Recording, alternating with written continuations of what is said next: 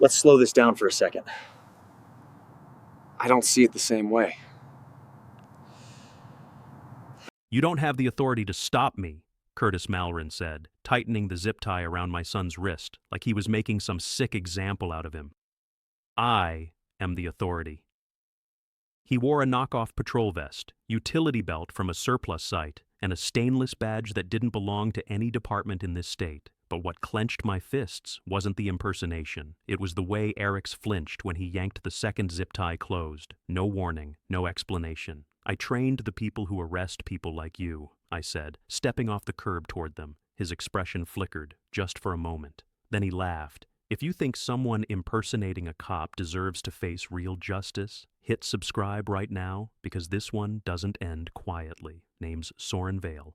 Most days, I don't talk about what I used to do for Homeland, but I spent 12 years walking tactical teams through what not to do when adrenaline blurred the law. I left all that behind when my wife passed. My only mission now? Keep my son out of systems that break kids more than they protect them. That's why this matters. Eriks's bike had been parked on the edge of Wren Hollow Park, our park. He wasn't causing trouble, wasn't yelling, wasn't damaging property. He was riding to clear his head after another nightmare, the kind that hadn't stopped since he found his mother slumped over the wheel 2 years ago. When you lose your anchor, movement becomes therapy. Forward momentum keeps the grief from catching up. He used to bike with her every Saturday. Now, every ride alone is a quiet, defiant ritual. Curtis didn't know that, didn't ask, didn't care. He just saw a teenage boy alone at a park bench, clipped his own ego to a plastic badge, and zip-tied him to a rumor of authority. I was 10 minutes away when the first call came in. Eriks doesn't call twice. But this time I saw 3 missed calls and a 4th coming through. The screen said son, but the voice wasn't his. It was a neighbor, breathless, saying something about handcuffs, shouting, and a guy in a vest who looked official. I'd felt adrenaline like that before. Not since Kandahar, not since clearance levels that still send classified junk mail to my house. Curtis was still talking when I reached them, still posturing, still puffed up. I told you, he snapped when I got closer. Crescent Fern bylaws prohibit loitering on HOA property, especially when they're unaccompanied minors. He gestured at my son like he was a weapon. First, I said, stepping in front of Eriks, there's no such clause in the CCNRs. Second, I held up my phone, still recording. You just admitted to detaining a minor without cause. Curtis scoffed. It's a warning detainment. There's no such thing, I said. Not in North Carolina. Not anywhere in the U.S.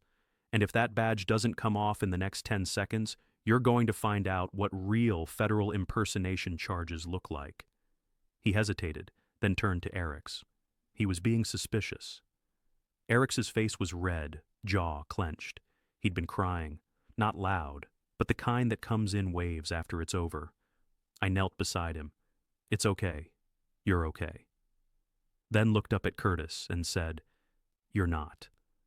I cut the zip tie with the blade from my keyring. The second it popped, Eriks wrapped his arms around me. My hand rested against the back of his head like I used to do when he was small. Curtis took 1 step backward, then another. That's when a second neighbor stepped out from behind the tree line, holding her phone up high. She'd been recording the whole time. Want me to send this to the state police? She asked. Curtis finally turned and walked away, but not before muttering something about HOA meetings and consequences. He had no idea what kind of consequences were already coming, because I wasn't just a father. I was someone who knew exactly where this kind of behavior ended and who to call when it started. And this was just the beginning. Where are you watching from? Let me know in the comments, because trust me, if something like this happened in your neighborhood, you'd want to know what comes next. Curtis Malrin didn't disappear after that day. If anything, he doubled down. 2 mornings later, a typed notice was taped to my front door. Unlawful interference with HOA enforcement authority. It was printed on Crescent Fern Ridge letterhead, with Curtis's name listed as Community Safety Liaison and an untraceable QR code at the bottom. Not signed, not dated, no actual citation number. It was noise. I took it down, folded it into thirds, and slid it into a drawer with a dozen other fabricated warnings from this place. But what rattled me wasn't the paper, it was the pattern. Curtis had been tightening his grip for months. First, it was mailbox stickers. He'd claimed any unapproved color variation violated community branding standards. Then came the issue with the young couple on Redwood Loop, who hung wind chimes from a tree limb. He said they were a hazardous distraction. They'd removed them. 2 weeks later, they moved out entirely. It was fear that kept people quiet, not rules. Curtis didn't enforce bylaws, he manufactured them. And the board, some passive, some complicit, let him play soldier. They called it proactive enforcement in board minutes. But it was intimidation, targeted, selective, always done in places where residents were alone or uncertain, like with Eric's. He'd barely said a word that evening, just sat curled on the couch, arms around his knees, headphones in. I didn't push, I just sat with him, left a cup of hot water nearby and kept the lights low. We didn't talk about the zip ties, but we both knew it wasn't over. I didn't sleep. Not because I was scared of Curtis, I wasn't. I was scared of what would happen if someone like him ran into a kid who fought back, who didn't know how to de-escalate, who didn't have a father watching close. The next day, I walked Wren Hollow Park's perimeter, measured it, counted the cameras, noticed which ones blinked and which didn't. They'd installed them the same year we moved in, sold as a security enhancement. But somehow, they were always pointed in the wrong direction when Curtis got involved. At the park's far end, by the rusted black fence where Eric's had been detained, a boy no older than 11 tossed a tennis ball against the concrete retaining wall. He wore a hoodie, hood up, alone. I waited a minute, looked around. No one else nearby. Then I saw the white SUV roll up behind the bushes. Curtis's personal vehicle still had that magnetic security sticker half peeling off the door. His silhouette leaned forward. I crossed the grass faster than I meant to. "Hey," I said to the boy, "you doing okay out here?" He startled a little, then nodded. "Just waiting for my mom." "Mind if I wait with you?" He shrugged. I stood between him and the lot. Curtis didn't get out, but the SUV idled another 3 minutes before rolling away. That's what he did. Circled like a vulture. Waited for moments when he could assert control without being recorded. Never touched adults. Never sent official citations. Just hovered, documented, followed, pressured. Back in the clubhouse foyer later that week, I spotted a new flyer taped to the HOA bulletin board. Neighborhood Watch Training Interest Sign-Up, led by C. Malrin. Below that, be part of the solution. 4 names were already on it. I recognized 2. Retired, bored, easy to manipulate. The rot wasn't just Curtis, it was the silence around him. And maybe that's why the worst part of all this wasn't what happened to Eric's. It was the knowledge that we weren't the first. I pulled up old board meeting PDFs on my phone that night, hunting for mentions of Curtis. He'd only officially held the title Community Safety Liaison for a year. But there were complaints going back 3, worded softly, buried in language like concerns about overreach or suggestions regarding neighborhood presence. No follow-up, no resolutions. It was all there in plain sight. But now it wasn't just a bad actor behind a badge. Now it was my son's wrists, bruised, still red, against a cold fence post. Now it was personal, which meant it was time to move.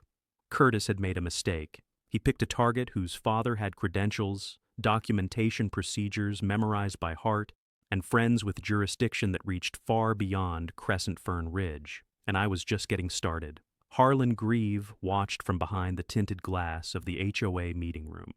He didn't speak when I walked past, just gave the same nod he always did, tight-lipped, unreadable, just enough to look neutral if someone else was watching. He was there that day at the park, too, across the field, leaning on a railing with a clipboard in one hand and a thermos in the other. He never intervened, never looked alarmed. But I remembered the way his knuckles whitened around that pen as Curtis zip-tied my son. It was the kind of tension that comes from knowing you're part of something rotten and not ready to admit it. Harlon wasn't like the others, not a power seeker like Curtis, or a passively cruel type like Melinda Crane, the treasurer who signed off on enforcement purchases without ever reading the invoices. No, Harlon was a placeholder, the kind of person who voted with the majority and convinced himself it was compromise. But compromise turns toxic when you don't ask what it's covering. That week, I started showing up to HOA meetings. I didn't speak, I didn't argue. I just sat in the second row with a small black notepad and my phone set to record audio, face down beside it. Curtis called roll, like a man trying out for law enforcement radio theater. Malrin, present. Crane, present. Grieve, present. He paused on that last one just a little too long, like he expected a correction. Harlon didn't give him one. Curtis opened with a new policy proposal. Due to recent safety concerns, he said, the board recommends expanding our community safety patrol with rotating volunteers and HOA-funded equipment. He didn't mention what those recent concerns were. Didn't mention the minor he restrained. Didn't mention the neighbor footage or the neighbors who were now talking quietly in doorways, asking each other why no one had ever pushed back before. He also didn't mention that the only person currently on patrol was himself. I looked across the room. Harlan's gaze stayed down, fixed on his tablet. He didn't vote for the proposal, but he didn't vote against it either. Motion passes, Curtis said. 2 days later, Eric's came home early from school. Not because of Curtis, but because someone had knocked on the classroom window during lunch and made a handcuffing motion at him from the parking lot. His teacher saw it. No one got a license plate. But the shadow of fear hung on him again, like a coat that never quite dries. That evening, I drove the perimeter of the community 3 times, just watching. Lights off. Engine low. I counted 4 new neighborhood watch signs installed near playgrounds. Fresh bolts. Curtis wasn't wasting time. I was in the clubhouse parking lot the next day when Harlon finally spoke to me. He stepped out from the boardroom door while Curtis and Melinda were still inside. Vale, he said quietly, you know, you're not the first person to bring up concerns about how things are run. I turned. No one else's son got handcuffed in a public park. No, he admitted, shifting his weight. But there was an incident last fall. A woman in the Willow Court cul-de-sac. Curtis tried to claim her son was selling stolen goods because he had a gaming setup in the garage. She filed a grievance. It disappeared. You scrubbed it. I didn't, he said, but someone on the board did. I checked the internal logs a week later. No record of the complaint, not even in archives. I waited. Let the silence settle. Do you have access to the original board drive? I asked. I do, he said, but if I gave you anything, I'd lose more than my seat. You'll lose more than that if you stay quiet. He didn't answer, just nodded once and slipped back inside. The door clicked shut behind him, but something had shifted. Guilt has a weight. And I could see Harlon starting to crack under it. Not enough to help me. Not yet. But enough to know that what Curtis built was starting to rot from the inside. And all I had to do was keep the pressure there. Until it collapsed. The letter arrived in a crisp envelope with a waxy HOA seal and a printed return address that looked just official enough to make someone pause. It was folded in thirds, single-spaced, and carried the headline, Notice of Review, Disruption of Board Procedures and Community Conduct Expectations. It was unsigned, no board member, no chair, no timestamp of the vote, just the hollow legalese of cowards hiding behind authority they didn't earn. I left it on the kitchen counter next to the half-drunk tea Eric's had abandoned before school. I didn't touch it. I didn't need to. I'd seen the exact structure before. It mirrored the federal disciplinary form I'd helped design back in my consulting days, except this was amateur hour. No statute, no citation code, just an attempt to spook me with formatting. I looked out the front window. Curtis Malrin was standing by the HOA mail drop, arms crossed, talking to a woman with a clipboard I didn't recognize. He pointed toward my house. She didn't turn to look. I stepped outside and walked slowly to the sidewalk, just far enough to make it clear I'd seen them. Curtis smirked, leaned down, and signed whatever she was holding. Then he got in his SUV and drove off. By the time I reached the mail kiosk, the woman was already gone. Curtis wasn't sending warnings anymore. He was escalating. The next day, Eric's came home with a note in his backpack. It wasn't from a teacher. It was a printed message with the HOA logo at the top and the subject line, Youth Compliance Awareness Pilot. It mentioned age-appropriate behavior and community visibility standards, with the suggestion that all minors over the age of 13 be advised to stay within view of their home address when outside alone. It didn't say who sent it, but the moment I read the phrase, visibility standards, my hands curled into fists. Curtis was starting a campaign, and my son was the first test case. That night, I showed up at the HOA's temporary enforcement shed. It sat near the south retention pond, just beyond the tennis courts. The door was locked, lights off, but I wasn't there to break in. I was there to see who came and went. At 8:37 p.m., Harlon showed up. He didn't notice me at first. He was too focused on the small envelope in his hand and the way his shoulders hunched like he didn't want to be seen carrying it. But I stepped into the open path of the lot lamp just before he reached the door. He flinched. "Vale," he said. "What's in the envelope?" He hesitated. "Another unsigned notice? Or the draft for the youth compliance memo?" He sighed, then looked over both shoulders. "They've got Melinda writing them. Curtis doesn't even know how to format Word properly. He just feeds her phrases. And the board?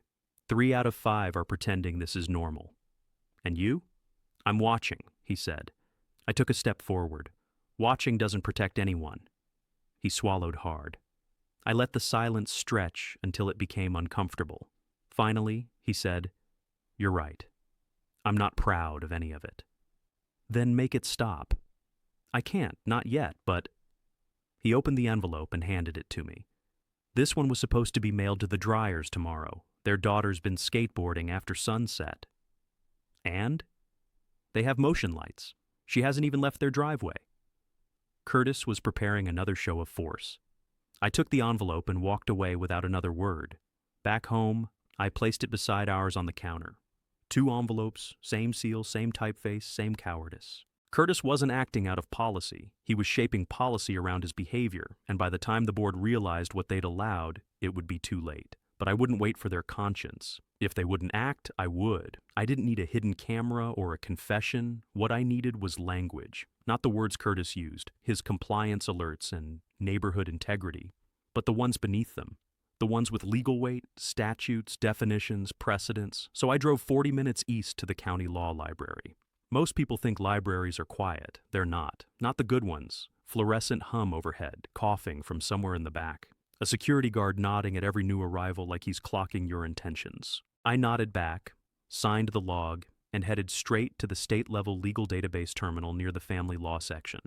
I used to train investigators on how to navigate these systems without triggering alerts or wasting time on irrelevant filings. This time, I wasn't teaching. I typed North Carolina statute plus impersonation plus restraint plus minor. The screen blinked once, then gave me exactly what I needed. Under paragraph 14-277.1, it's a Class 1 felony in North Carolina to impersonate a law enforcement officer with intent to deceive or intimidate. Restraining a minor without legal cause, that's unlawful restraint, elevated further if the victim is under 18.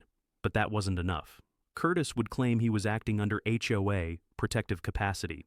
So I kept digging, clicked deeper into case law, found a decision from a 2013 housing development in Greensboro where an HOA security volunteer attempted to detain a trespasser and was convicted under similar grounds. The key language? Civil agreements or residential governance structures do not convey law enforcement privileges without formal deputization recognized by the state. That line was gold. I copied the ruling into a private file, then cross-referenced Curtis's position in the CCRs, just to be certain. Nowhere did the term safety liaison appear in any enforceable section. It was ceremonial, a puff title. It granted zero enforcement power, meaning everything Curtis had done, every warning, every physical act, was a lie.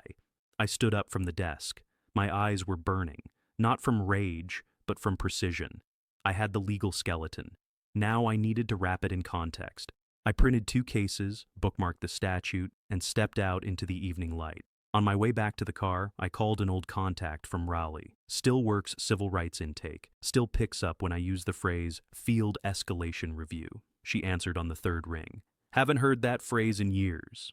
"It's time," I said. "I have impersonation of an officer, unlawful detainment of a minor, and written evidence of systemic misuse of community authority. Need a case file opened. Quietly for now." "You have a complainant?" "I do. My son."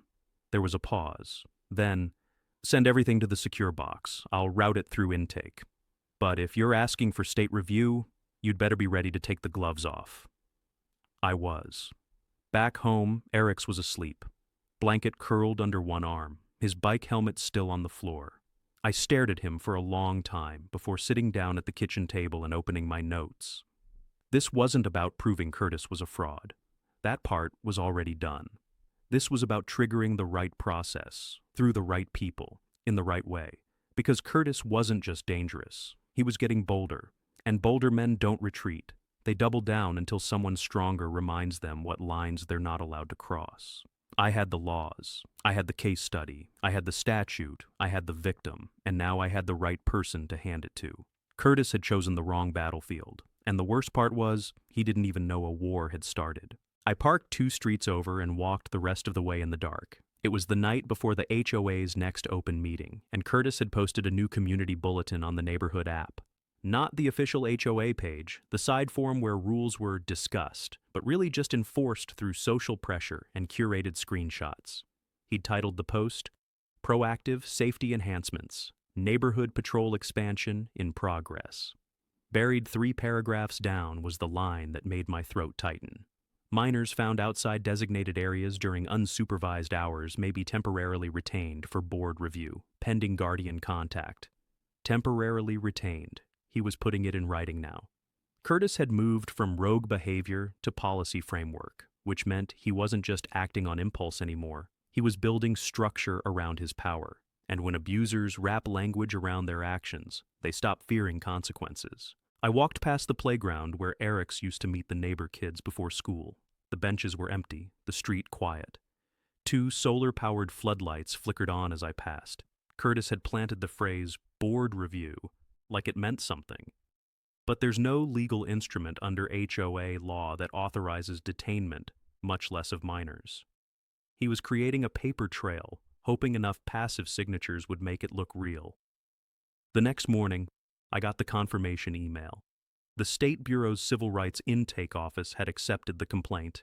The confirmation number was real. The referral agent's name was one I recognized, because I'd trained her unit 5 years ago on how to classify local authority impersonation cases for state-level response. Now she had my file. It was happening. I stood in the kitchen, holding the email on my phone, staring out the back window at the trail behind our home. The one Eric's used to bike with his mother. The one where Curtis had once reminded us that security cameras were installed for behavioral deterrence. He wasn't going to stop. That much was clear. At 3:12 p.m., I got a call from Eric's school. He'd asked to come home early, said he didn't feel safe walking back through the park. I didn't press. I picked him up. Quiet ride. His helmet stayed in his lap the whole way home. He didn't even glance at the bike rack in the garage. That night, I took the folders I'd been building, printouts, screenshots, the HOA bylaws, case precedent, and laid them across the kitchen table like a grid, each one labeled, highlighted, annotated. I wasn't building a case anymore. I was building an operation. I'd run domestic operations smaller than this. But I'd never felt them this personally. I opened a new document. Subject: Crescent Fern Ridge, probable cause briefing outline. Underneath that, I wrote a checklist. Officer impersonation statute, detainment of minor precedent, fabricated role documentation, systemic compliance failure by HOA board. I listed my son's statement, the photo of his wrist from the day Curtis zip-tied him, the porch camera footage, the incident at Willow Court Harlon had mentioned, the new policy memo about temporary retention. Curtis had unknowingly handed me every nail I needed. I just had to place them carefully. Around 9:40, I heard footsteps on the porch. I turned off the desk lamp and stayed still. A minute later, a small envelope slid through the door slot. I waited until the motion light shut off before picking it up. No name, just the HOA seal. Inside, a flyer. Youth visibility, community guidelines draft, feedback requested. There was a printed map of the neighborhood, red circled zones marked low visibility concern, and a chart on behavioral thresholds for unsupervised minors. It wasn't a draft. It was a rollout. A test balloon dressed in civility, and that meant tomorrow's meeting wasn't just routine, it was a fuse.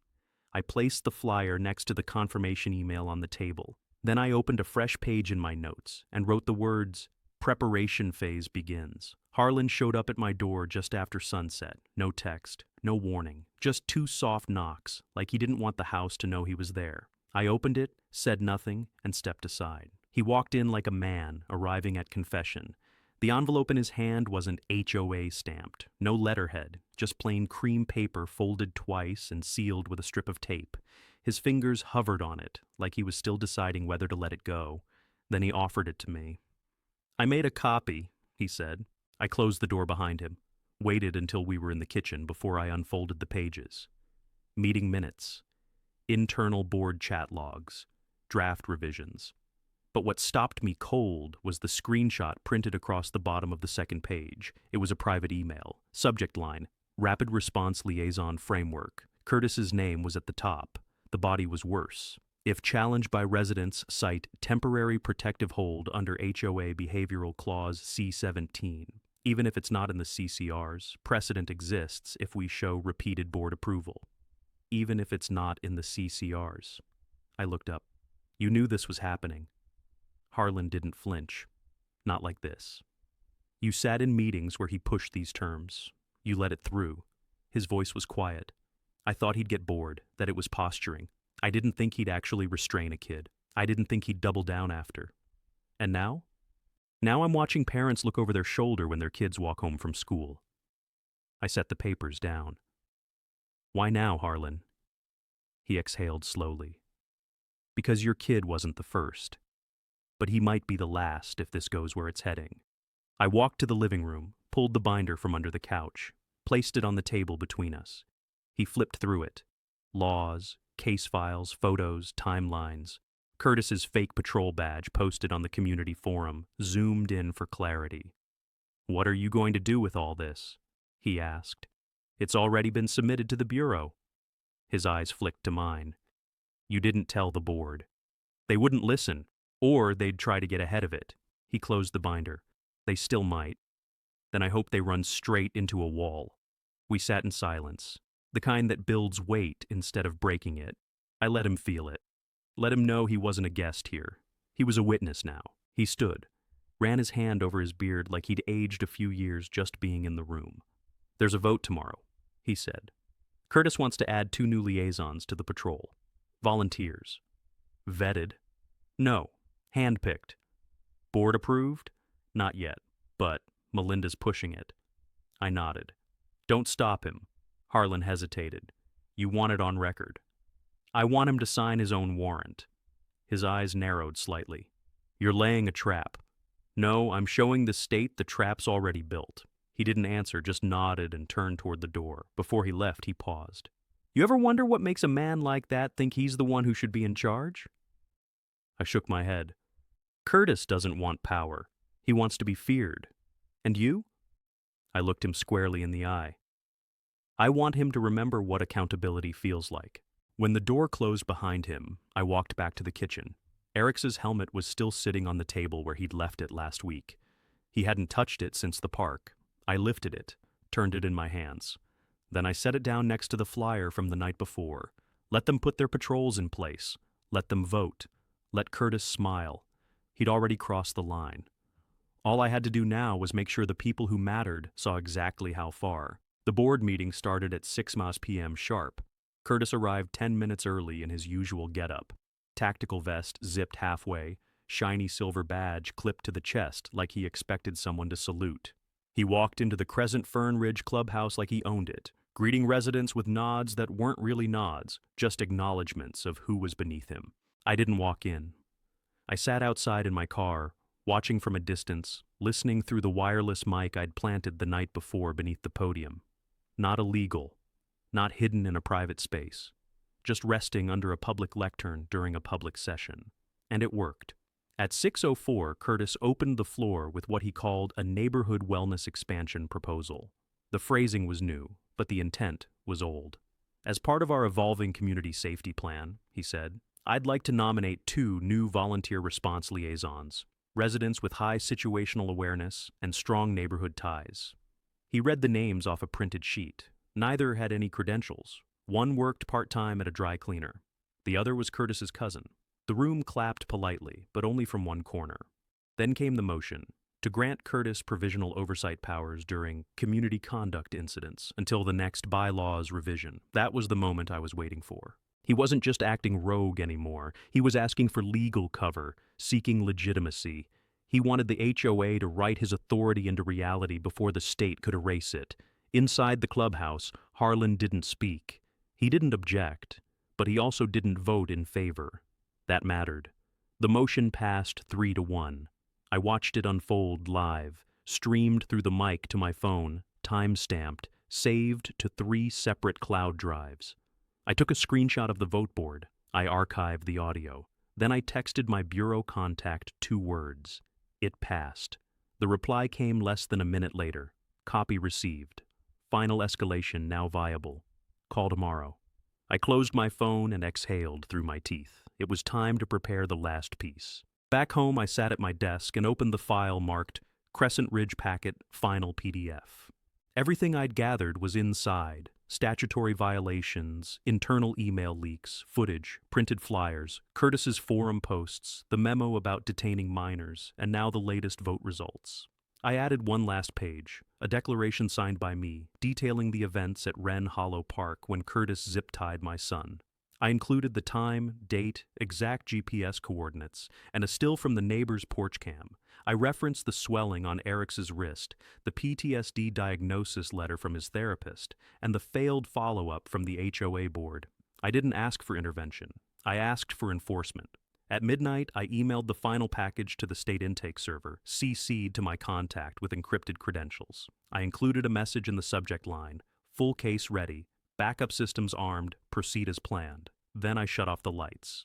The house was quiet except for the hum of the refrigerator and the occasional creak of wood settling in the walls. I stood in the hallway and looked in on Eric's. He was curled on his side, blanket pulled up to his chin, lamp still faintly glowing. That bike ride had been his first step back toward normal. Curtis had tried to take it from him. Now Curtis had given me everything I needed to make sure he never took anything from anyone again. The next morning, I walked the length of the neighborhood just after sunrise. I didn't avoid the cameras. I let them catch my face. Curtis wasn't the only one keeping records anymore. Every step was deliberate. Past the park, past the rusted fence, past the new neighborhood safety zone signs Curtis had planted overnight, laminated and zip-tied to the playground gates. Each one was a countdown. Each one a signal he thought no one would challenge. Let him feel comfortable. Let him prepare his speech. Let him wear that badge one more time. Tomorrow, he wouldn't be the only one with an audience. By noon, the next day, the community bulletin board had a new addition. An incident readiness checklist signed by Curtis Malrin himself. Laminated, zip-tied, pinned between lost dog flyers and lawn care ads like it belonged there. I took a photo of it. At the bottom, in bold, underlined text, was the line, "Residents may be temporarily held at designated compliance points for safety review." Compliance points. He'd named them. They weren't hypotheticals anymore. He'd turned public sidewalks into checkpoints, turned green spaces into stop and search zones, turned Crescent Fern Ridge into his own broken simulation of law. I uploaded the image into the evidence archive and added a timestamp. Then I checked my email. There it was. Subject: Field agents briefed. Confirmed 14:30 arrival. The message was short. The rest was encrypted. But it was enough. Curtis had no idea what was coming. I spent the next hour preparing the physical file. 3 printed copies, bound and organized. Legal violations, board complicity, witness statements, psychological impact statements, and supporting visuals. Each was labeled, indexed, assigned a cover sheet. One for the Bureau, one for the county liaison, one for the HOA's legal compliance officer, who I'd called anonymously last week. I didn't need all 3 to act. I just needed one to trigger the others. At 2:14 p.m., I slipped the folders into my bag and drove the perimeter of the neighborhood. I wasn't casing the area. I was checking sight lines, parking access, visibility near the clubhouse. The HOA board meeting was scheduled for 4 p.m. By the time I returned home, Eric's was back from school. He didn't say much. He stood in the hallway, watching me organize papers with a strange quiet in his eyes. Not fear, something older, something settled. "Will he be there today?" he asked. "He'll be there," I said. He nodded. "Are you ready?" "I've been ready since the day he laid hands on you."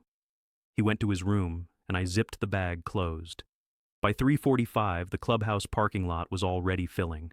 Mostly familiar faces, some friendly, some avoiding eye contact. Curtis's cousin parked his oversized pickup at the front, swinging the door open like he expected flashbulbs. Two of the new volunteer liaisons stood near the gate, arms crossed, radios clipped to their belts. Curtis stood at the steps in full regalia, navy vest, mock utility belt, and the badge that looked real until you blinked. Harlon was already inside. I didn't go in yet. Instead, I walked across the lot to the edge of the sidewalk, where the new compliance point sign had been staked into the grass. I reached down and pulled it out, clean, one smooth tug. Then I carried it into the clubhouse with me. Curtis's eyes locked on mine as I entered. He started to speak, something about procedure, decorum, but I raised the sign in one hand and placed it flat on the nearest table without breaking stride. "Are we calling the meeting to order?" I asked. The silence rippled through the room like a wave behind glass. Curtis straightened. "This isn't the appropriate forum for personal grievances." "This isn't a grievance," I said. "This is a record, one of many."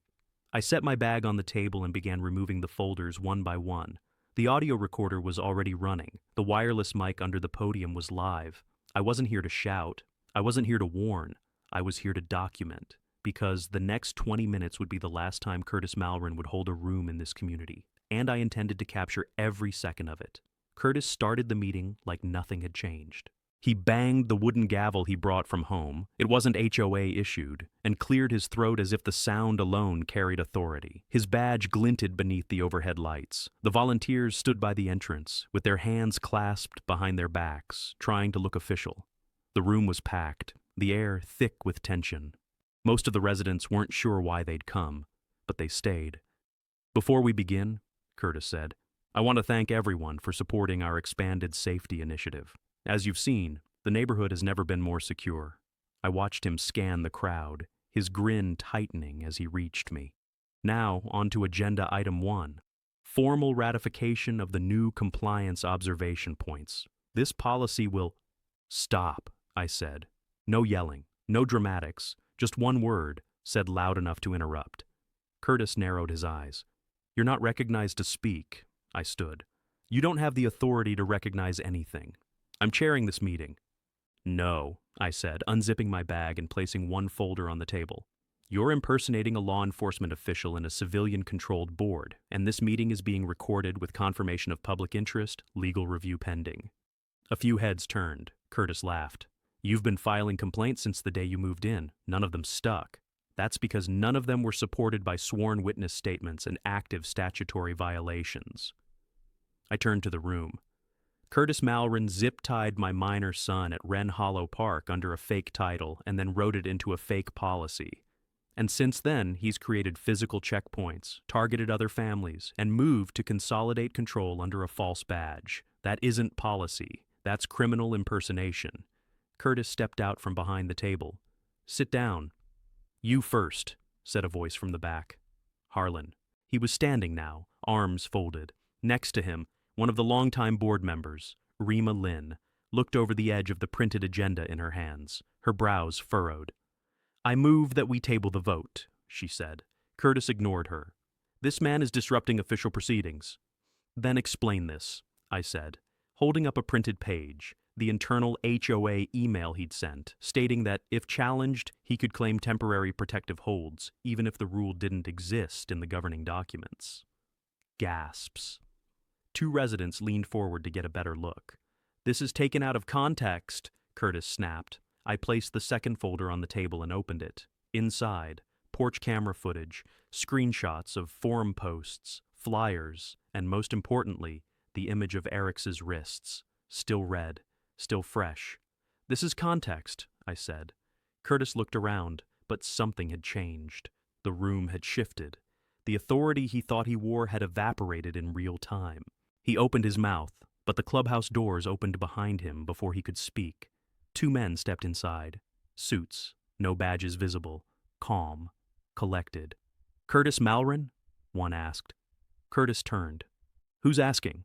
The man pulled a small leather folder from his coat. "Special Investigator Rudd, State Bureau. You're being served with a temporary order of detainment for investigation into impersonation of law enforcement, unlawful restraint of a minor, and misuse of community governance authority. You'll need to come with us." The room froze. Curtis took a step back. "This is ridiculous. I'm part of the board." "You are not law enforcement," Rudd said evenly. "You are not licensed. You do not hold arrest powers. And this," he gestured at the vest, the badge, the clipboard, "is no longer theater. It's fraud." Curtis looked around, desperate for someone to object. No one did. Even his cousin at the back didn't move. As Rudd cuffed him, not zip ties, but real steel, and led him from the room, the second agent approached the table and picked up one of the folders. He nodded once, quiet approval, recognition, then they left. Curtis didn't say a word, and no one followed him out. No one spoke for nearly a minute after the door closed behind the agents. The silence wasn't empty. It was dense, suspended, like a room trying to remember how to breathe. Rima Lynn looked down at the agenda in her hands, like it was written in a language she no longer understood. One of the volunteers by the door took off his radio and set it gently on a side table. The other followed, slower, like he wasn't sure if stepping away made him guilty by association. Harlon cleared his throat, but it came out tight. I looked at the board. "You need to finish this." Rima blinked. "Finish what?" "Motion to strike all previous enforcement expansions. Motion to revoke the Community Safety Liaison title. Motion to suspend Curtis Malrin from all Crescent Fern Ridge Board and committee activities pending state investigation." Harlan stepped forward. "Seconded." Melinda Crane, still seated, pale, eyes locked on her phone, didn't object. She didn't speak at all, just slowly lowered the device and nodded once. Rima called the vote. The room raised their hands without hesitation. It wasn't close. The whole row of newer residents, once unsure, now lifted their arms in perfect coordination. Motion passed. Officially and permanently, Curtis Malrin no longer existed in any HOA capacity. I handed over my final folder, documents ready to be notarized and added to the meeting minutes. Proof of notification, legal coverage, state compliance reference. Rima placed it beside her and didn't meet my eyes. But she didn't look away either. Then she stood. "I'd like to recommend we dissolve the Community Safety Subcommittee, effective immediately." "Seconded," Harlan said. No debate, no murmurs, just another unanimous vote. The tension didn't release in cheers or applause. It unraveled in exhales, shoulders loosening, eyes darting to each other like neighbors seeing one another again for the first time. It wasn't over, but the room belonged to the residents again. I walked out without saying anything else. Outside, the sun had dipped behind the rooftops, casting the sidewalks in amber. The street was quiet, not the oppressive silence from before, but the kind that sounded like breathing room. I passed the metal pole where Curtis had posted his last compliance notice. The zip tie was still hanging loose, swinging slightly in the breeze. I pulled it down, snapped it in half, and dropped it in the nearest trash bin. When I got home, Eric's was sitting on the front step, hoodie pulled up, helmet in his lap. He looked up when I approached. "How'd it go?" he asked. "Done," I said. His shoulders dropped just a little, the kind of ease that only shows up when something heavy lifts and doesn't come back. We sat there together for a while, not saying much, just breathing the same air, watching dusk settle into the space between streetlights. After a while, he turned the helmet in his hands and asked, "Can I go ride?" The question hit harder than anything Curtis had thrown at me. I nodded. Yeah, you can." He stood, clipped the helmet on, and wheeled his bike down the drive. Not fast, not fleeing, just moving forward. I watched until he turned onto the trail behind the house, the same one he used to ride with his mother, the same one he hadn't touched since the day Curtis zip-tied his wrists. And for the first time in a long while, I didn't follow, because the danger was gone, not buried, not hidden, gone, exposed, removed. That night, I sat at the kitchen table, clearing out files from my laptop. I deleted the emergency audio backups, archived the footage, closed the legal tracker, and locked the binder away in the cabinet.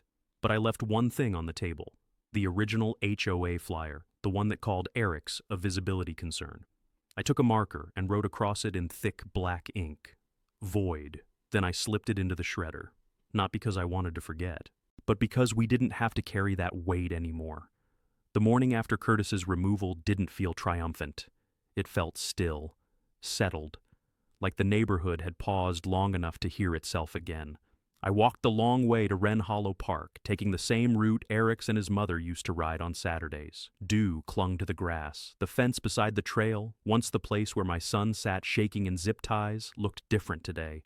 Not safer, not gentler, just honest. A place stripped of the power someone had tried to force onto it. A few residents were already gathered near the benches. No one whispered. No one avoided eye contact. They nodded as I approached. Not in gratitude, not in fear, in recognition.